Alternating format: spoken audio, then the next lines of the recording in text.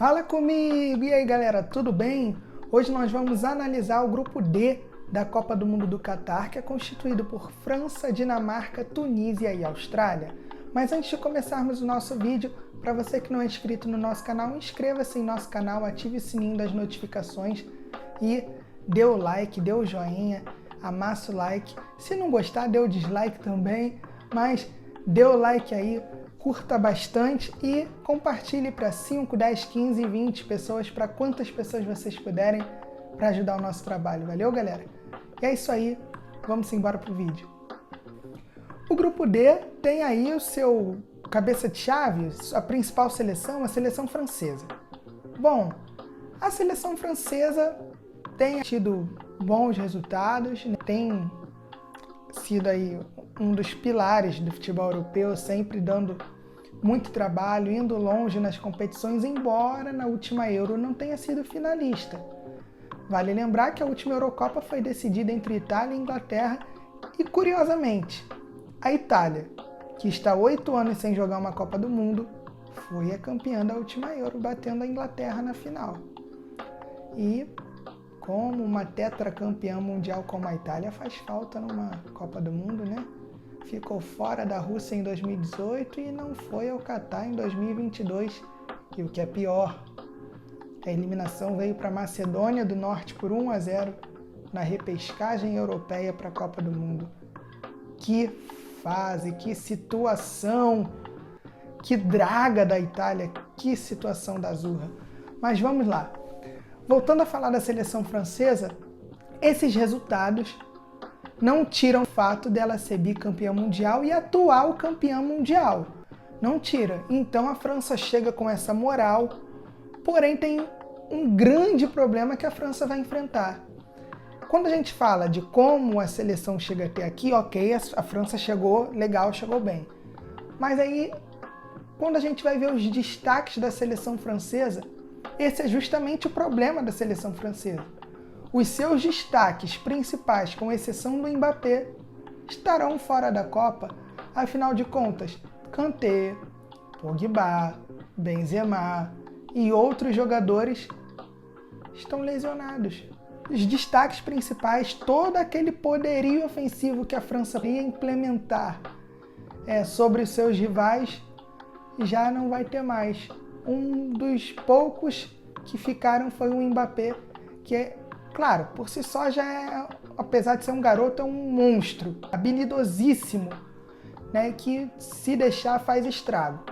Mas a seleção francesa como um todo vai ter esse problema aí. Na defesa, a seleção francesa tem o Lloris no gol, que já é um goleiro experiente, passa confiança para a defesa.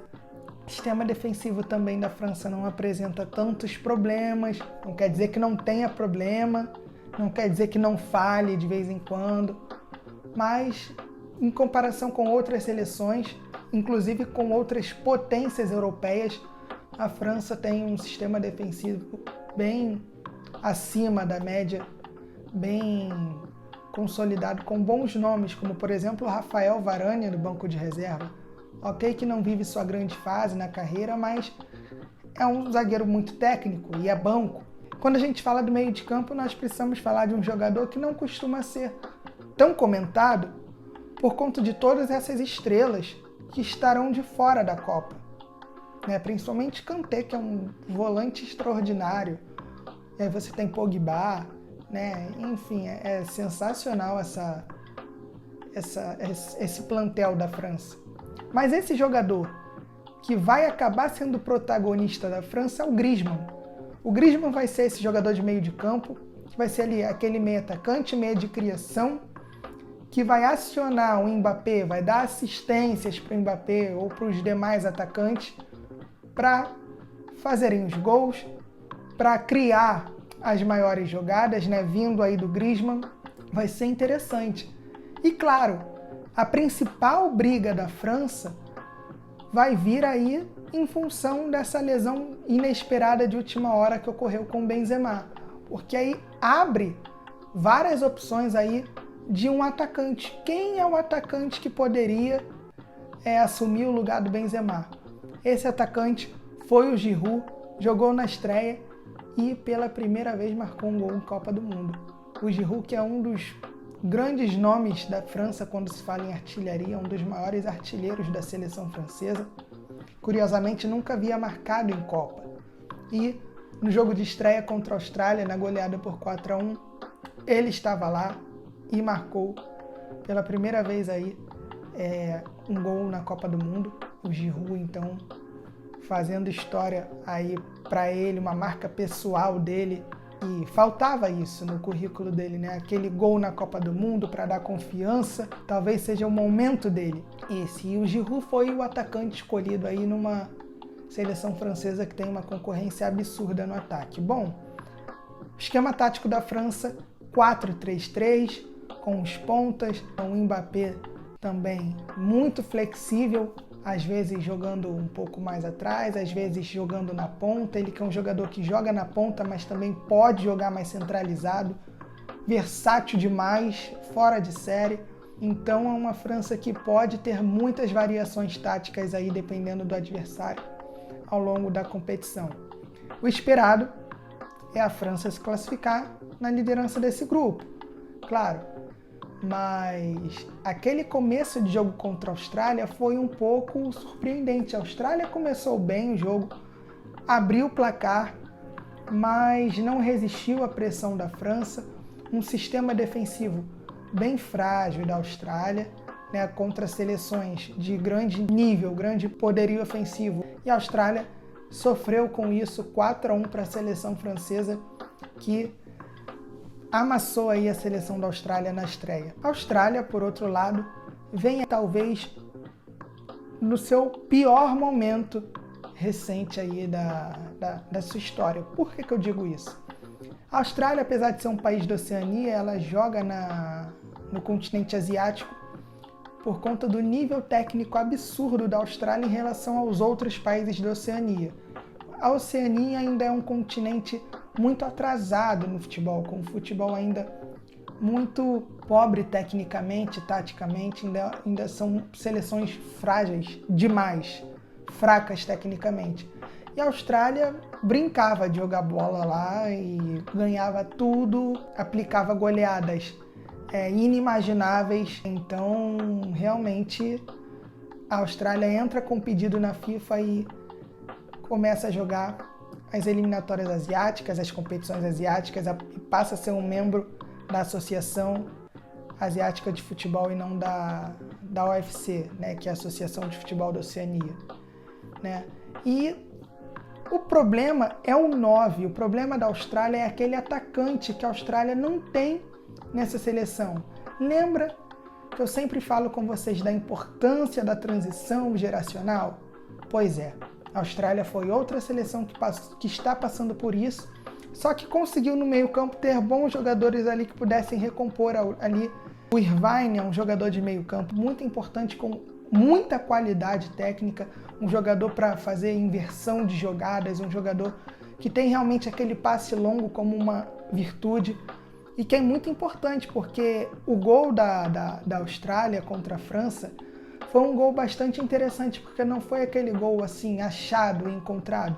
Não, foi uma jogada que a Austrália construiu. Então, isso é muito importante, que resultou no gol do Godwin, né, que é um outro jogador de meio de campo da Austrália. A Austrália que gosta de jogar no 3-5-2, né, com 5 jogadores de meio campo, mas com os 2 alas voltando ali para ajudar os 3 zagueiros na marcação. Mas aquele 9, voltando a falar do 9, o 9 é o problema da seleção da Austrália, porque nos anos 2000, a Austrália tinha o Viduka, que era aí um excelente atacante, jogava no futebol europeu, era ali o craque da Austrália e realmente fazia bastante gols aí para a seleção australiana. Passa a geração do Viduka, aí nessa década passada, de 2010 em diante, a Austrália gerou aí um outro atacante muito importante, que é o Tim Cahill.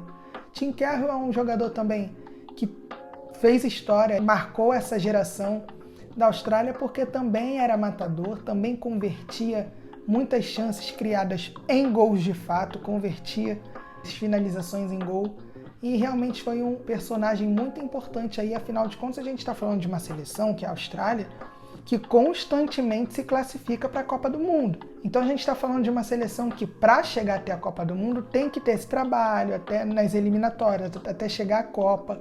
E quanto que esses jogadores foram importantes para a Austrália numa Copa do Mundo. E o Viduka lá atrás foi o primeiro grande 9 aí que a seleção da Austrália teve, e depois o Tim Cahill, tinham esse papel fundamental. Quando a Austrália conseguia sair num contra-ataque, estavam eles lá, cada um na sua época, na sua geração, para fazer aí os gols, para finalizar com precisão, e a Austrália não tem esse 9. Está criando agora os atacantes que podem vir a ser esse potencial 9 no futuro. O grande favorito é o Duke, que inclusive estava no jogo de estreia, foi aí o atacante, o Duke. Tem alguns concorrentes, mas ele parece ser o jogador preferido da comissão técnica da Austrália e que realmente vai ser testado agora nos jogos contra a Dinamarca e contra a Tunísia. Lembrando que esse vídeo está sendo gravado após o encerramento da primeira rodada da fase de grupos. Tá? Então, assim, os jogos da segunda rodada da fase de grupos em diante, está tudo em aberto. Então, o que eu imaginava sobre esse grupo D? França em primeiro, Dinamarca em segundo. Ali a Dinamarca até brigaria, talvez, pela primeira posição com a França, imaginando que a Dinamarca, numa crescente, numa ascensão que vive no futebol europeu, pudesse talvez aí tirar um ponto da França, um empate, arrancar um empate. A Dinamarca não é uma seleção boba não, gente. Teve um empate catastrófico, sim, na estreia contra a Tunísia, mas era uma análise que eu tinha antes do início da Copa, de que a Dinamarca poderia, quem sabe, até beliscar essa primeira posição com a França, né? Brigar aí, porque Tunísia e Austrália são duas seleções com nível técnico bem mais abaixo, né? Então, de fato, França e Dinamarca serão as duas seleções classificadas. Eu acho que para a Austrália ou Tunísia se classificar, tem que ser algo extraordinário acontecendo, uma zebra enorme acontecendo, porque realmente o nível técnico de Austrália e Tunísia são bem mais abaixo. Então, falando da Dinamarca, é uma seleção bastante qualificada, com um excelente goleiro que é o Schmeichel, que agora joga no Nice. Ele que fez história há algumas temporadas, sendo campeão da Premier League com o Leicester, e agora joga no Nice, no futebol francês. E é um excelente goleiro que passa muita segurança para os três zagueiros da Dinamarca. A Dinamarca que gosta de jogar no 3-5-2, também com 5 jogadores no meio campo e com esses alas voltando para recompor a marcação. Mas também joga no 4-4-2.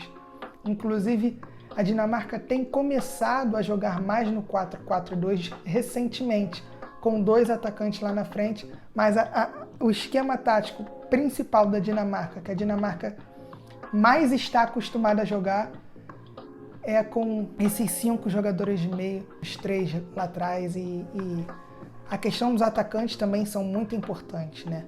Os 2 atacantes ali da frente, principalmente com Dolberg, né, que é o principal atacante aí da seleção dinamarquesa, que deixou a desejar nesse jogo de estreia. Afinal de contas, a Dinamarca teve de tudo para vencer a Tunísia, empatou aí com a Tunísia. Decepcionante esse empate com a Tunísia em 0-0, onde a Dinamarca perde um caminhão de oportunidade, mas também levando em consideração que a Tunísia jogou fechadinha, jogou consciente, pensando defensivamente, ok? Consciente porque jogou fechado, não quis se aventurar no ataque, porque aí sim iria tomar 1, 2, 3 gols em contra-ataques, que a Dinamarca tem jogadores muito rápidos e muito eficientes, com troca de passes importantes, que tem esse toque curto como característica, como habilidade. Christian Eriksen, que é um jogador também fenomenal, fora de série, que dá-lhe muita qualidade realmente do meio para frente nas jogadas ofensivas da Dinamarca. Então a Tunísia jogou consciente, jogou fechado, jogou lá atrás e segurou um 0-0, uma retranca absurda, e a Dinamarca não conseguiu furar esse bloqueio da Tunísia não. Até teve oportunidade, como eu já mencionei, mas não conseguiu converter em gols, e vai fazer muita falta para a Dinamarca. Se a Dinamarca realmente queria se classificar, realmente vai ficar difícil. E falando da Tunísia, a Tunísia que vem no seu momento mais conturbado do seu passado recente. Parece até o mesmo script da Austrália, né? Essas duas seleções têm muito em comum, se classificando de novo para uma Copa do Mundo, mas ambas realmente vindo num momento péssimo. Pensa no momento ruim que a Tunísia está passando. Foi um ciclo ruim que a Tunísia passou. Conseguiu a vaga? Conseguiu, mas de maneira dramática. E a gente pode estender isso para o cenário do futebol africano também quando a gente fala de Tunísia. Faz uma Copa Africana de Nações nesse ano de 2022, no início do ano, que teve a última edição da Copa Africana de Nações, que a Tunísia chega a perder para a Gâmbia na fase de grupos, mas consegue se classificar. Porque a África, a Copa Africana de Nações, passou também a partir dessa edição a ter 24 seleções. Então, com 6 grupos de 4, a Tunísia conseguiu se classificar ali como uma das melhores terceiras colocadas. Veja o nível. A Tunísia consegue, num grupo de 4 seleções, se classificar como terceira colocada, avança para o mata-mata e aí é eliminada para Burkina Faso na Copa Africana de Nações. Realmente um desastre, uma Copa Africana de Nações desastrosa, onde o ataque da Tunísia resolveu não aparecer. E nas eliminatórias também foi sofrido, também foi dramático. Nas eliminatórias são vários grupos, onde só o primeiro colocado avança. E a Tunísia conseguiu sim essa liderança. Mas a última parte das eliminatórias é uma parte de mata-mata, onde cada um desses líderes enfrenta aí um outro líder definido por sorteio, e desses saem os 5 classificados para a Copa do Mundo, e que a seleção da Tunísia enfrentou Mali, que foi líder de um dos grupos, né? Não menosprezando a seleção do Mali. A seleção de Mali teve muitos méritos para chegar onde chegou. Mas veja a situação, é jogo de ida e volta, tá? Não é um jogo só, que a seleção teve um dia ruim e foi eliminada. 180 minutos, ida e volta. No jogo de volta, em casa, 0-0, Tunísia e Mali. No jogo de ida, que foi o primeiro jogo, a seleção da Tunísia venceu por 1-0. Pô, legal, Tunísia venceu. Pô, então, méritos. Venceu com gol contra. E o pior, venceu com gol contra daqueles mais absurdos que vocês possam imaginar, numa lambança colossal do sistema defensivo de Mali, goleiro, zagueiros completamente dispersos. Isso num jogo que Mali jogava em casa. E Mali, aí através desse gol contra que executou, classificou a Tunísia para a Copa do Mundo. E a Tunísia, que nas outras edições de Copa chegava bem, chegava como uma referência de uma seleção africana numa Copa do Mundo, outra história, completamente diferente dessa vez. Chega aí como uma seleção que conseguiu no sufoco se classificar, e a tendência de fato é que a Austrália e a Tunísia seja eliminada na fase de grupos, né? Após essa primeira rodada, a análise não muda.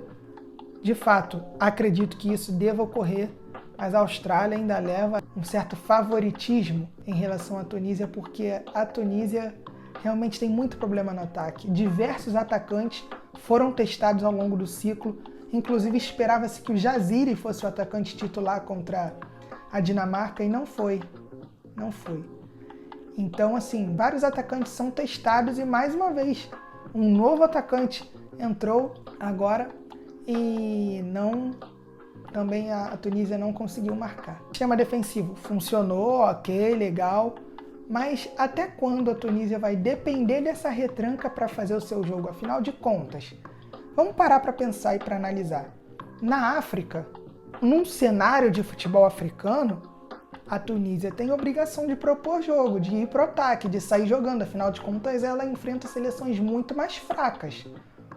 E se saindo para o jogo a Tunísia não tem obtido sucesso, está mostrando que ofensivamente a Tunísia não está bem.